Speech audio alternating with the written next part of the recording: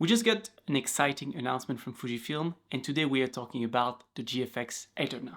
If you don't know who I am, my name is Thierry Gibralta. I'm a full-time photographer and videographer based in Tokyo, Japan. Right now, I'm not in my usual setup because I'm traveling for a shoot and I'm in my hotel room, but I wanted to talk about the GFX Eterna, which is basically the new cinema camera that will be released in 2025, or at least that's what Fujifilm claims, right? And Fujifilm just made this announcement today. So what is the GFX Eterna? Well, it's a cinema camera.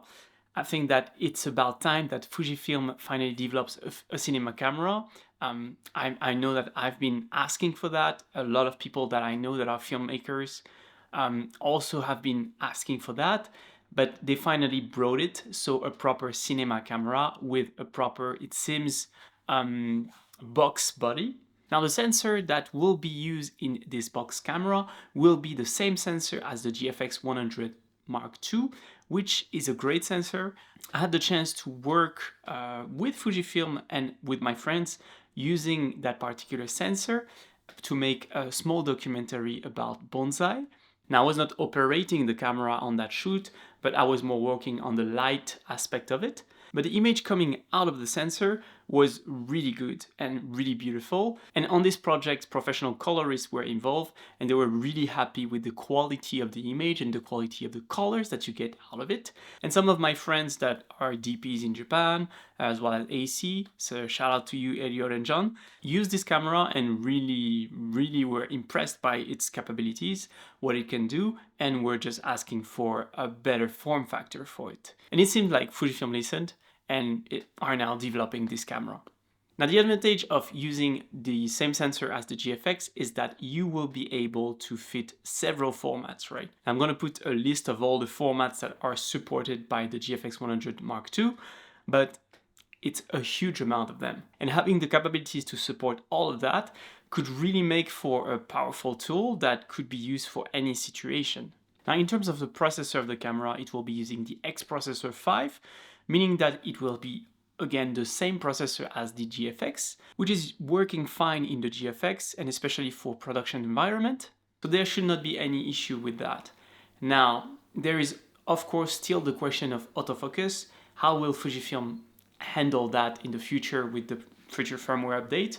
But for that, we just have to wait and see what they do with the next firmware update. But I think that for a cinema camera, it's less of a big issue because typically you will have a first AC that will handle the focus pulling. So it's more about the quality of the image, the input and output that it can offer, as well as whether or not the camera is robust enough to be production ready.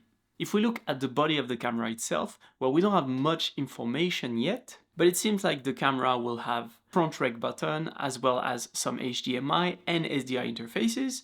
A lot of function buttons that seems to be customizable, so that's good news, as well as a side monitor for settings, which doesn't seem to be flippable, but I don't think that's a big issue in the production space because anyway you will mount a monitor on top of this camera.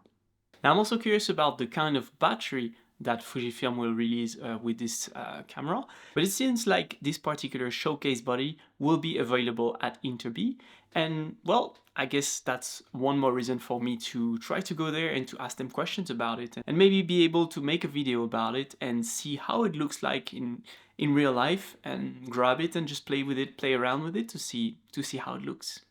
So yeah, I'm pretty excited about this particular camera.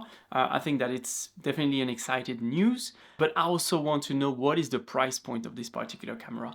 Is it going to be an extremely expensive cinema camera? Is it going to be more on the affordable side?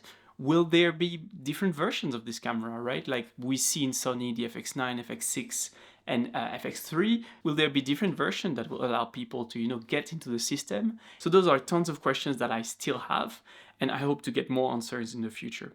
Let me know down in the comment if you have any question about this camera, if you're excited about it, and yeah, I'll see you in the next video.